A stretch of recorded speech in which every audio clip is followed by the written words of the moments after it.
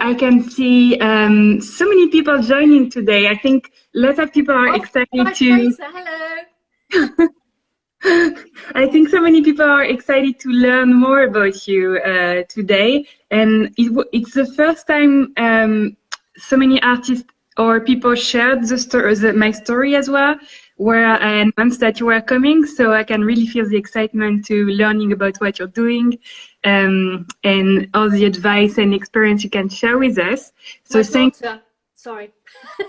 Okay, it's Alice, right? It's Lydia. Oh, and Alice is there. There's two daughters. Oh my gosh, the whole family. But I saw, actually what I learned yesterday is that you have an Instagram account for your family. Yes, I just decided to do that, I don't know, a few months ago, because there's lots of stuff that I don't want to put in my feed here that I really want to post. Right. Okay.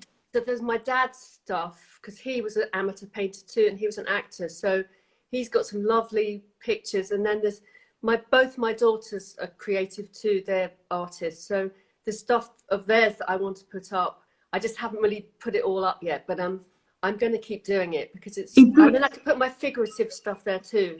So okay. I like to keep my feed all kind of in the same type of work. So it's the first time I see this kind of account already, actually. Oh, and really? yeah, this kind of family account, and it's specifically related to art as well and to being creative. So I think that was really original. Well, I just did it just to satisfy myself, really. Well, so I can kind of promote a bit what my daughters are doing without doing it always on this feed. So I love that. I think that's really beautiful. Got me thinking about how if that could be something that works for my own family, but I don't.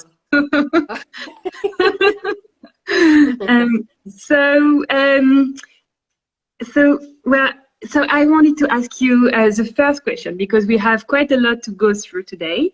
And the first question I wanted to ask you was, let's start by the beginning, and about your education and how you, if you could tell us what was your education, was it related to art, and how did you become an artist? Well, I never decided to become an artist. It kind of just happened because I grew up in a very sort of arty family. So both my parents were in showbiz, you know, so it was kind of that sort of home where the front door was always open, people coming in and out, and someone playing the piano. My dad would be tap dancing in the front room, and the house was full of people performing, and there was art all over the walls too, because my dad was amateur painter. So both my parents really encouraged me to do it, and I just kind of fell into it, really. You know what it's like when you're at school and just think, okay, I like painting. That's what I want to do. So I can relate to that. Yes, definitely. I understand that. It wasn't like a huge decision. It was just I was encouraged to paint. My father had converted the attic of our house into an art studio for himself. Wow. So when I was a kid, we used to go upstairs, and there'd be a hatch in the ceiling, like a little square hatch, and you'd get this pole, pull it down, and go up this ladder. And he had all his art materials, his eaves, and we'd go up there, and I'd go up there and watch him paint. Yeah. So, you know, it was very much part of life, just ordinary life. Yeah. So it was actually more than ordinary life. I think it was. To me. To you. But it's interesting that you had all of the material at hand. You had everything, the setup, and I think that must have played a big part in how you. And looking back, are you happy you fall into being an artist? Yes. I am. It's a good life. Yeah, I love it. Yeah. So I did an art foundation course. I lived in London, so for a year I did a foundation course, And that was really good for, it taught me the discipline of painting every day. That was the main thing. Taught me how to lay out a palette, you know, the kind of traditional stuff. So that's what I took away from art school. You know, we did a foundation course. When you do a foundation course, you have quite good grounding on lots of different types of ways of working, you know, so you could do textiles or ceramics or sculpture. So you get a good grounding for a few months, and then you decide which area you want to go into. And I went into painting. So that was good. But then I left, I left college, and then about a year later, we moved to Portugal. But actually in that time, in that year after I left my foundation course, I used to go to adult evening classes because they were free in those days. I don't know if they still are. So I used to go with my dad. We used to be a funny pair, you know. Yeah, do life classes, painting, sculpture, classes, and then I do odd jobs as well to make money. And I was also his PA when he was performing. I would be his dresser, so I'd get him undressed and dressed on the side of the stage and do all that business too. So I had a really funny, we spent a lot of time together that year. Yes, it's beautiful. So do you think your father taught you a great deal about painting as well? Yes, I mean, just from watching him, really. I mean, our work wasn't that similar. Probably was similar at the beginning, but then I kind of changed the way I worked. But he, not long after I left college, he suddenly said, "Oh, I really think you should just have an exhibition." And I was like, "What?" He said, "This is a community." So he went up the road to the community centre. He said, "I've arranged it for you." So it was one evening. I was a bit shocked, but there was one evening. He hired it for one evening, and we had we invited people. We had kind of a soiree, you know. We had a few problems because they said we couldn't have alcohol because the Alcoholics Anonymous were coming in the next day, but we worked our way around that. So I sold a couple of pieces then. That's when I kind of thought, oh, okay, this is something. This is something you can actually make a living at. So something you love and from which you can make a living at the same time. Yeah, that's quite exciting. Water. Oh, it's okay. So he sounds like he is a great business coach as well. Yeah, actually, he was. I mean, he's not with us anymore. Right. Sorry. Okay. No, but yeah, he actually was. He was quite shrewd, you know, because he was an artist and a performer, and you're going to have to kind of, you know, when people can say, "Oh, aren't you wonderful?" and everything, but he'd say, "Yeah, well, how much are you going to pay me?" So I kind of learned that from him.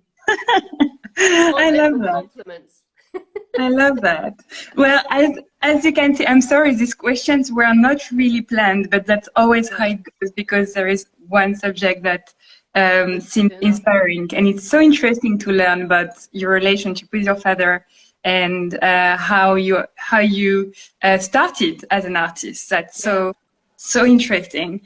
And you mentioned that you moved to Portugal, and so why did you move there? And what keeps you there? Well, we went there we went there. I'm here now. We came here every year since I was 2 years old.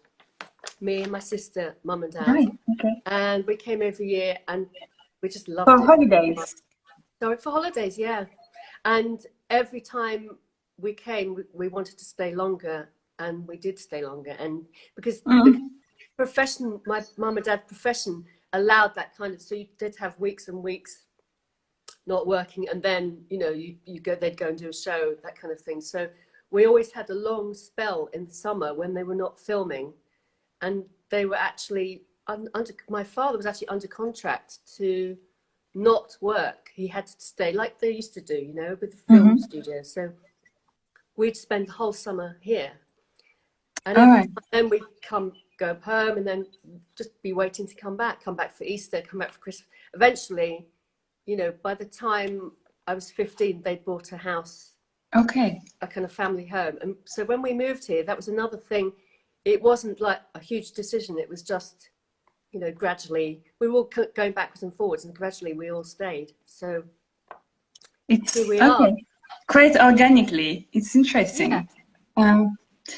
And so, so actually, you have been an artist more in Portugal than in the UK. Yeah. All right. So, are you able to compare a little bit what it's like to be an artist in the UK and what it's like to be an artist in Portugal?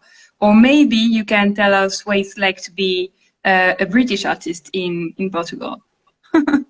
Yeah, well, I mean, the reason artists love it here is because of the light. It's amazing. And it's, I mean, in the Algarve as well, it's so beautiful here.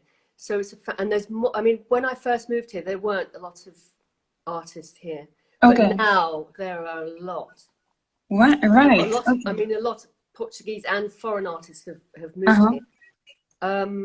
And in the, you know, years ago, there were very few galleries. So in that way, it was great to paint, to be here painting, but it wasn't very easy to find an outlet. I mean, I used to do it myself, have open studios. So that was the way I could sell, really. But then all these galleries have popped up all over the place. Yes. So now Okay. it's easier.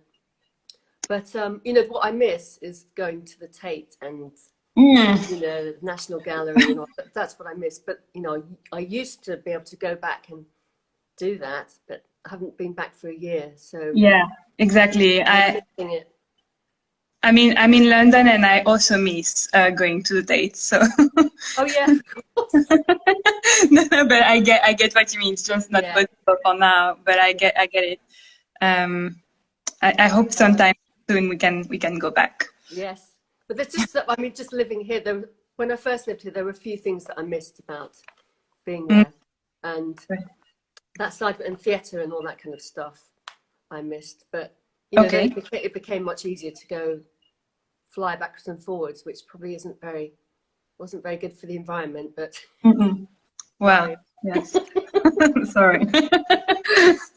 And so, what would be the thing that if you had to come back to live in the UK, what would be the thing you would very much miss in Portugal?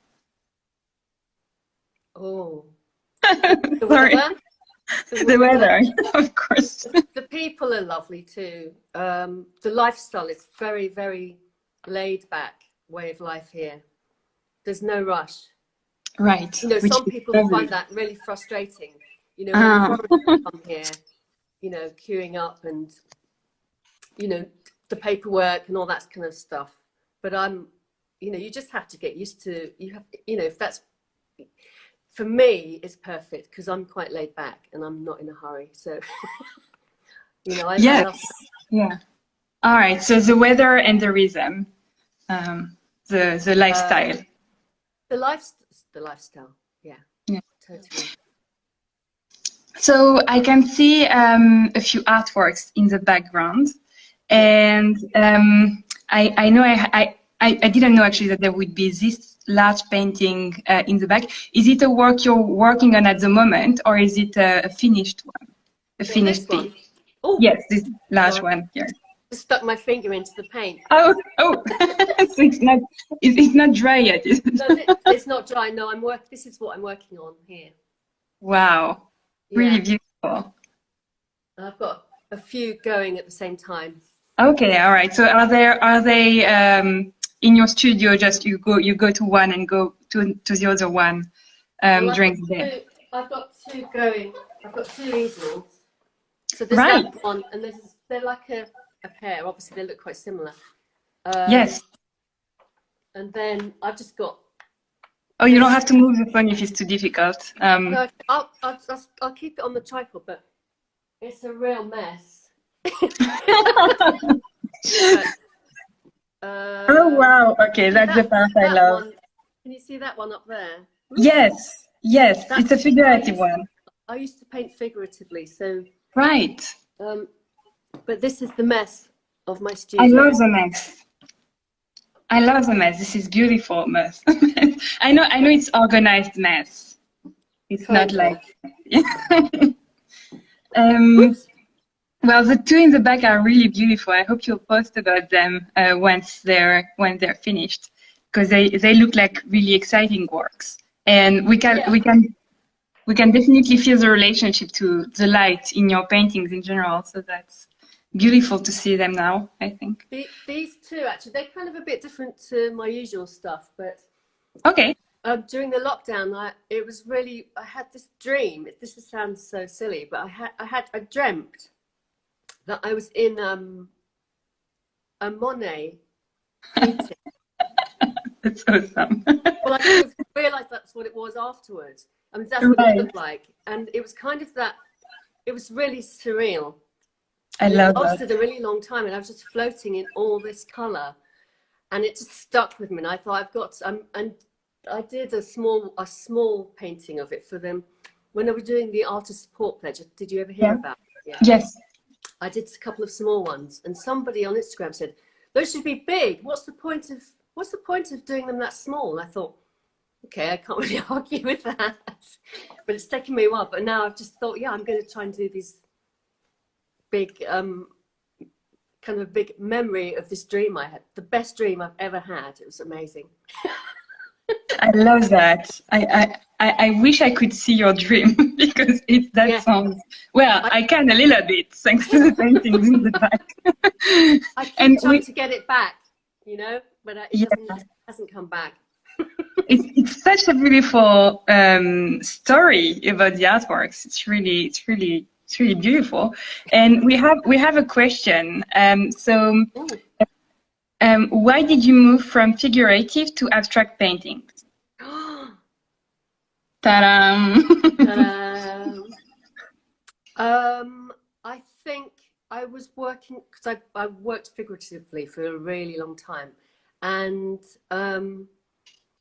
I started doing kind of very Portuguese scenes of Portuguese, the old Portuguese guys in the street, the ladies in black, and the folkloric dancers. I did kind of quite Portuguese traditional looking paintings. And then I went on to doing kind of more seascapes. And then when my children were born, I would do landscapes and seascapes with figures, and I'd used them. And I did paintings of my father with my children. So they were quite sweet, quite nice, but people really liked them. But I got to a point where, because I was using photography a lot, and I just wanted to get away from using photographs and just paint more freely, I suppose. I still go, but I was commissioned recently to do a beach scene of a family. So I'll do that. I still like doing it sometimes, but I kind of took out the figures from my work, and you're left with kind of all the abstract kind of background. That's kind of how it happened. So it's interesting I've been thinking about abstract painting a lot recently, and how it might require you to, not that figurative painting is not about essentials, but removing the figure and removing some forms we know might require you to focus on the essential forms and colors in your paintings. So that's something I've been thinking about a lot, and I can really feel that in your works. The first actual, because I used to go, I'm going to have a go at doing an abstract, and it didn't really work. There were a couple that were okay, but they were okay just as a one-off, but I didn't feel that they were going to go anywhere else. And then I was asked to do a painting for a friend of mine who's a sculptor, Twan Adams. Thank you, Twan. She asked me to do a couple of paintings for a hotel, and they were quite specific what they wanted. So I thought, okay, I'll give it a go. And I did these just kind of very abstract works, and somehow it clicked, and I thought, oh, this is it. this is just kind of the same kind of work I'm doing, but just taking out the figurative bits. It was more like, yeah, like almost like a backdrop. Oh, so interesting. So there was kind of a smooth evolution into abstraction. Yeah. So nice. Did you want to add anything? Sorry, did I cut you off? No. Sorry, Okay. I keep cutting you off. No, not at all. So, well, I talked a lot about what I love in your artworks, but what are two things that which your clients love about your artworks? Well, when you asked me that before, I thought I haven't really asked people, so I quickly sent a couple of messages. Oh, I like that. And they wrote back. Well, one wrote back straight away. He's a friend of mine. He's a collector, and he I don't know if I can see. I wrote it out because I thought I'm never going to remember what they said. So one person said, she said, just simply colour and contemplation. She said, in that your work rewards contemplation. Wow, that's and nice. I thought that was nice. It's really simple, but actually that's a nice way. Yeah, no, that completely makes sense. Yeah, but you can live with it, and you get more from it the more you live with it. Oh. And Sean, my friend, he said, because they're in London and they have to do business from home, so they have Zoom meetings, and the painting they bought is always in the Zoom meetings because it's their backdrop. And he said they provoke an instant emotional response. Everyone who sees ours is immediately and almost invariably telling us stories about how it reminds them of something important that happened to them, or something that's important to them. It resonates in different ways, but along the same emotional lines. So do they during the Zoom meetings, do they get reactions from during? That's excellent. That's really brilliant. At the beginning, they talk about the painting. That's amazing. That's nice. And he said that the paintings, they invite questions about technique and materials that extend beyond the usual. And he said, I still look at the gold parts of ours and I think, how the fuck did she do that?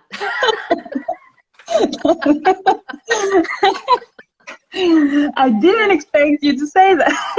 Sorry. You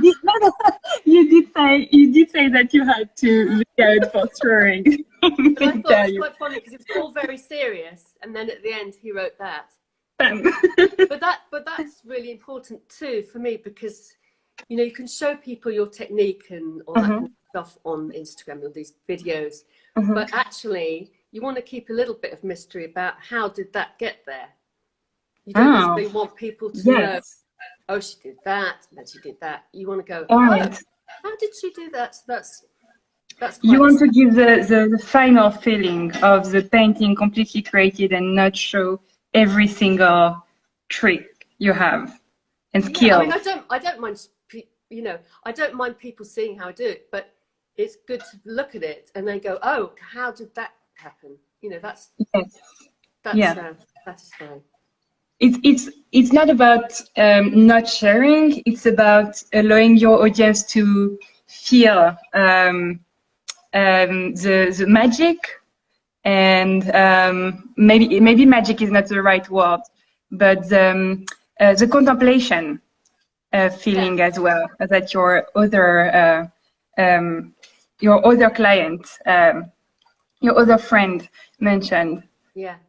There's another friend who sent one too, and she said kind of the same thing, that she lives with it in her bedroom, and she said because of the depth in it, so wherever you stand in the room, you read it in a slightly different way. So that's about contemplation as well, isn't it, in a way? Yes, completely. It's so interesting that the more I think we need to have an artwork in our house to understand the relationship which evolves, and how looking at it really changes with time.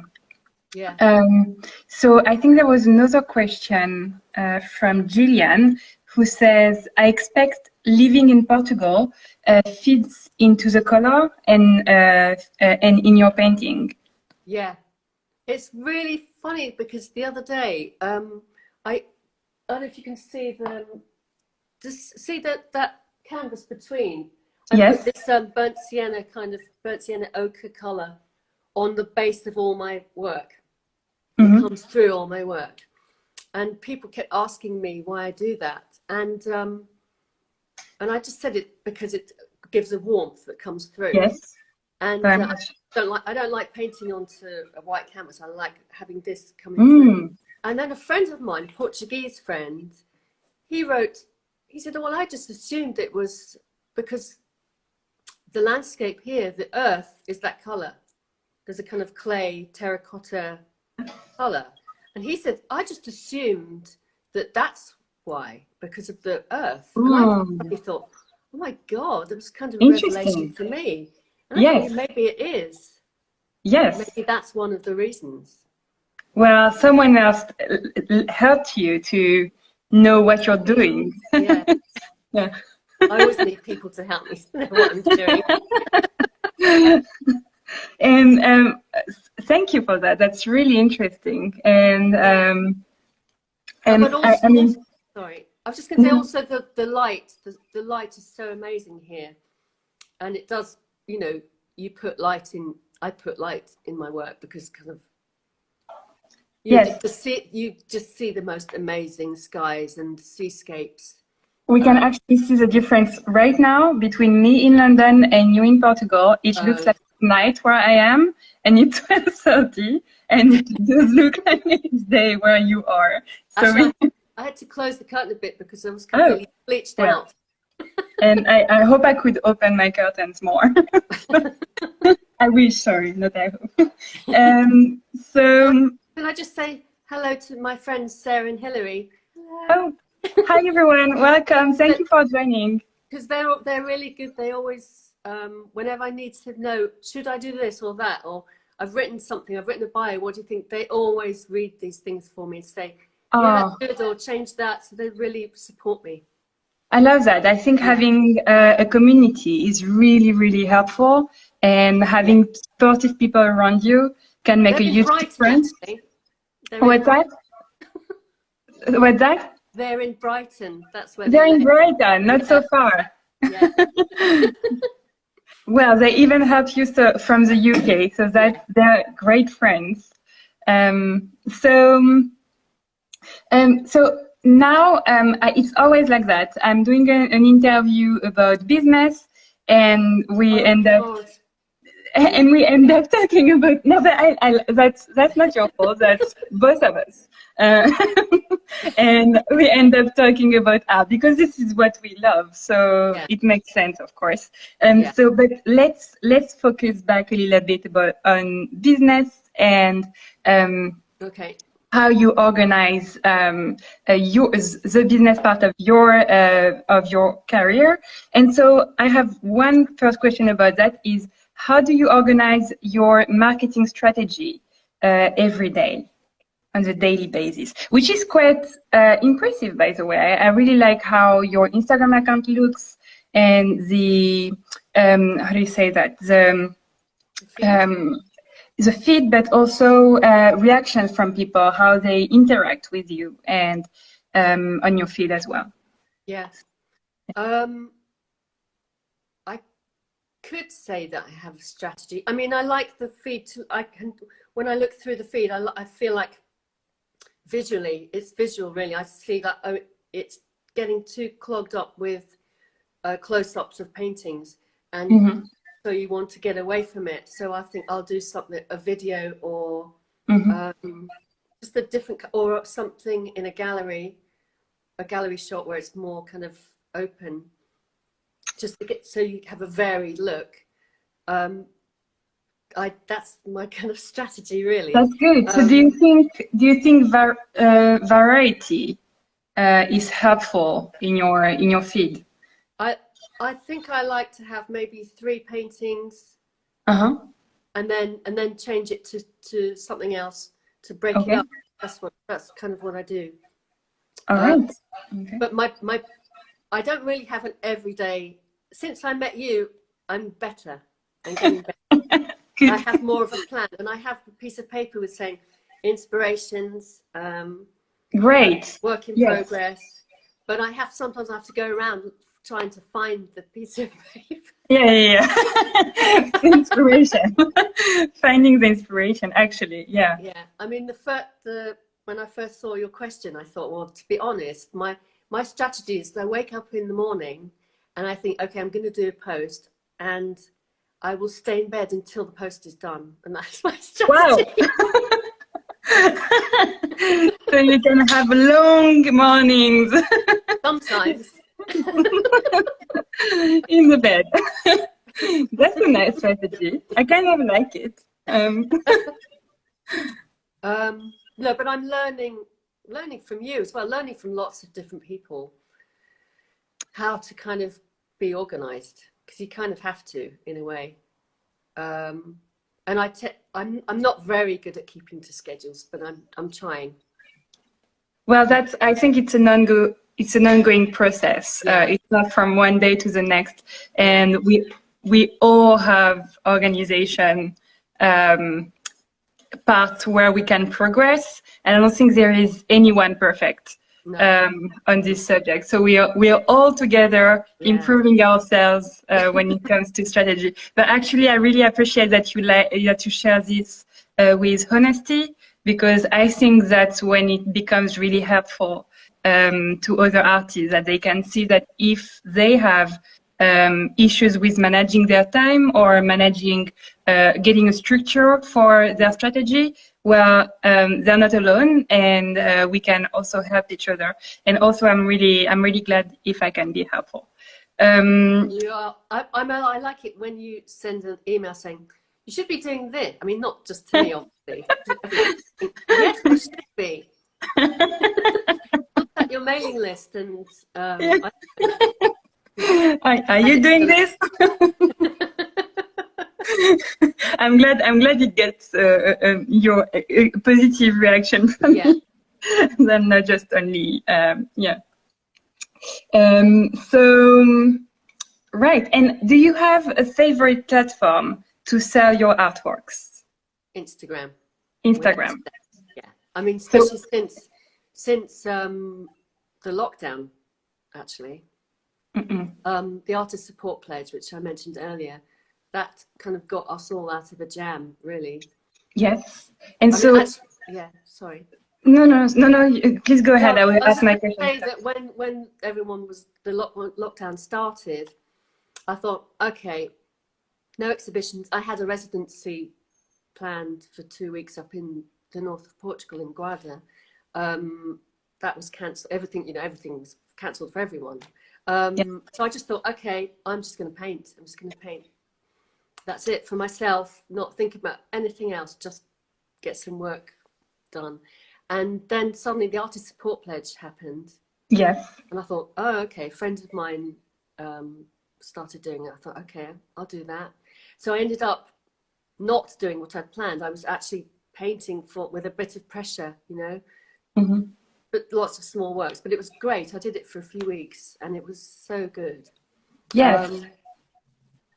Sold quite a lot of work, and I'd never really sold. I'd sold on Facebook before, well, not on Facebook, but through Facebook, but not Instagram. But this started something, and I think people trust it now. Trust buying online much more. Yes, and from there I've started to sell bigger work. Wow! I stopped doing the artist support pledge because you end up being like a little factory. Yes. Can't go forever. Yeah, putting out all these small paintings. Yes. And I thought I've got to go big now. So, and I did, and it carried on. People still interested in buying. It's excellent. They were all not all, 90% were from England.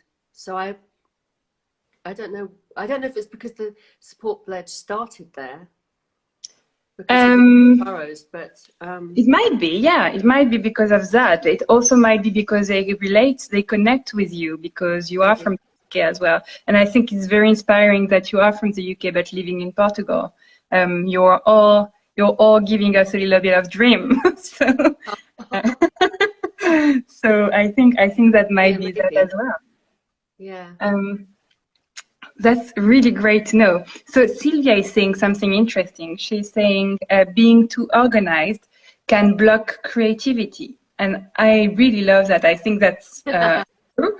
And I think in the other way around, creativity can really help with all the boring stuff, with the strategy, with getting organized. Being creative really opens doors because there is never one way to do things. Yeah. So I just wanted to highlight Celia's comment. Yes.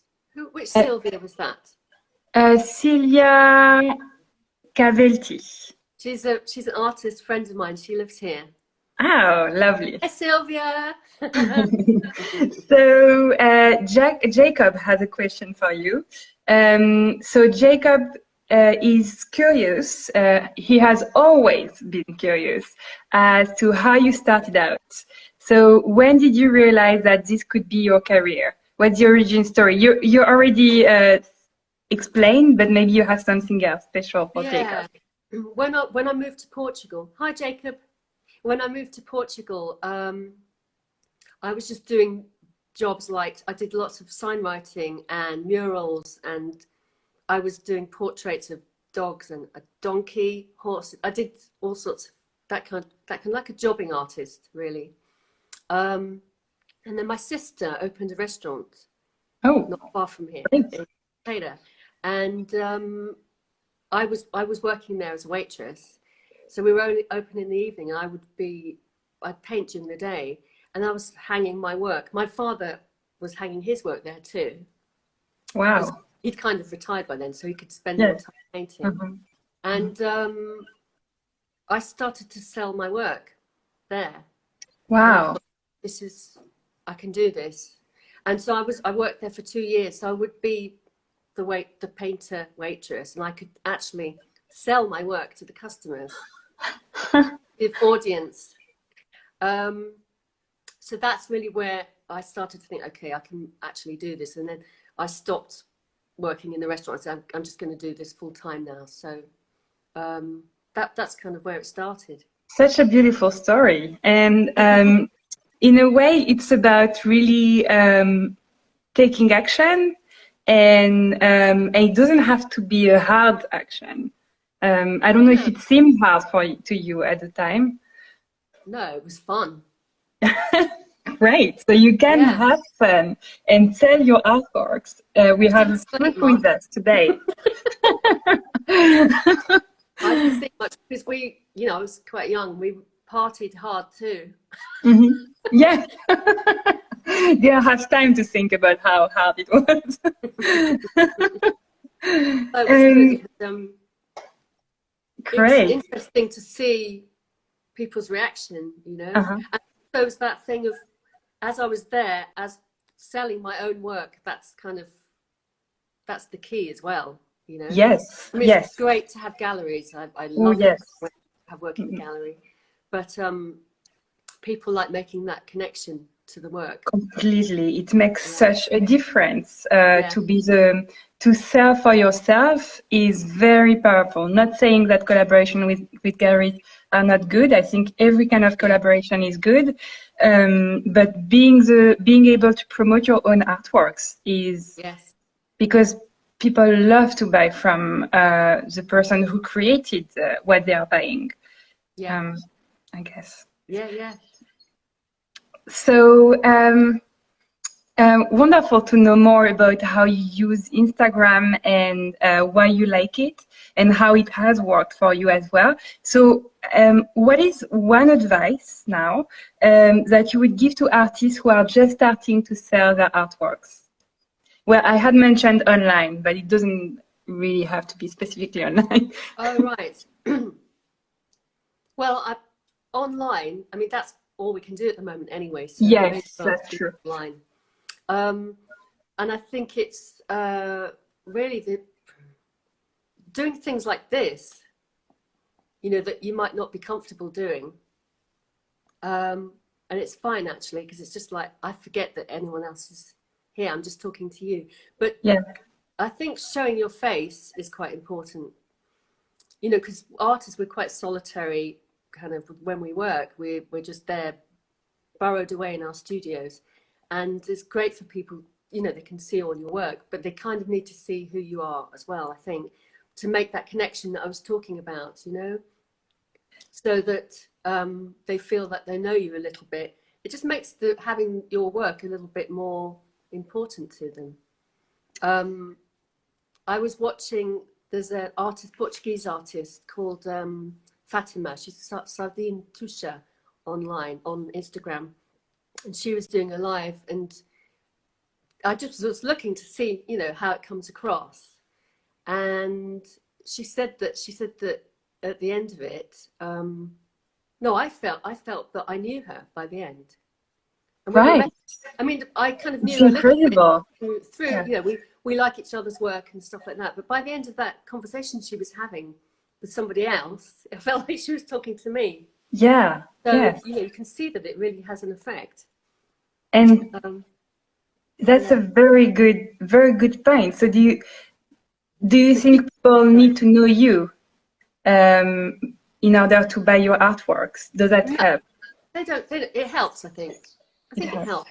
You know, if somebody could just fall in love with a painting and that's it, they don't care who it belongs to. I mean, some people buy art through other people, don't they? So those sort of people obviously don't care who's done it. They just want some work on their walls. But I feel like the people that buy my work, they kind of, it's a bit more personal, really. Yes. I think I completely agree with you. I think it's very important to create these relationships. And I also love what you said about the fact that when you, even though you're not talking with the person you are maybe selling to, you might be talking online with someone else or just posting. So when you're posting, you are trying to talk to someone specific, but you might not actually be talking to this person, but someone is learning about you. Someone is watching. And that's why I think it's really important to be consistent, because you don't know who's watching, but there are people watching what you're doing, what you're posting online. Yeah. So we are coming near the end of this interview, which is really exciting. I still have 2 questions for you. Yeah. The annoying thing about the Instagram Live is that you cannot go over 1 hour, and and it just stops. We have done 40 minutes, so we're fine. So do you have any online events or projects you would like to share with us? Online events. Well, the one thing that happened this year, not this year, last year, during the lockdown, is that a group of artist friends here, one of them, she decided to get us all together. We said we should make a collective. So we're called Kinta Art Collective, and there's 5 of us, and we all live within 20 minutes of each other here. There's a fibre artist called Jane Rodenberg, a mosaic artist called Andrea Bird, Twan Adams, who's the sculptor, and Tracy Carson, who's a portrait artist, and me. We're all really, our work is completely different. Okay. But so we formed this group last year, and in a big... How you called? Sorry? Does the group have a name? Kinta, Quinta, Kinta Art Collective. Right. And we got really organized so quickly. One of our members, Jane, she was being followed by this program called A New Life in the Sun. Okay. Because she was doing weaving workshops. So we ended up being filmed as well as this group. Wow. So we quickly had to organize an exhibition so that we could get that into the filming.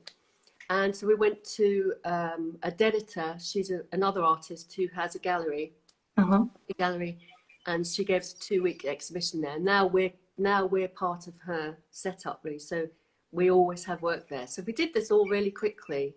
That's a Dedita Artistic Space. That's a gallery in Valdolovo near us here.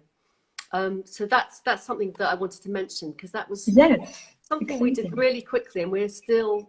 It was all quite tricky, you know, with the lockdown going on, but we managed to have an exhibition. Yes. I'm also with Fresco Gallery. We did an exhibition in the summer, and who else and I'm going to do an open studio soon. All right. And I'm going to have to do it online, because I usually do one every year, but I obviously didn't do it last year. I think that's exciting to do that. And good idea. So then we're going to also the collective. We're going to do an exhibition. There's a place called Olhão. It's a town about half an hour from where I live, and they have a kind of a cultural centre there called the Recreativa. I think it's called, I'm not sure, 14 República. I think that's what it's called. We just called it the Recreativa. And they've been closed, but they're going to reopen, and they want to open with our exhibition. So wow. Do you know when this is going to happen? Not yet. It's all in here. We haven't decided. They're saying April the 9th. We think it might be a little bit optimistic. Right. But, we just no one knows anything now. So, it's all. We just have to do it online otherwise. So I think that's all. So actually, there is a question which is quite related from Anna Bannon, and who lives in Portugal and very close to you in São Brás de Alportel. Yeah. And she has restarted to paint 1 year ago. How can she connect to an artist community? Do you know that? Artist community? Yeah. There's the Algarve Art Society. I think that's what they're called. Maybe she could send me a message, and I'll because there's a few places where there's like artist communities going on. So and we've got the online community. Yes. That's all we've got. That's all we've got. And if she sends me a message, I can give her the information.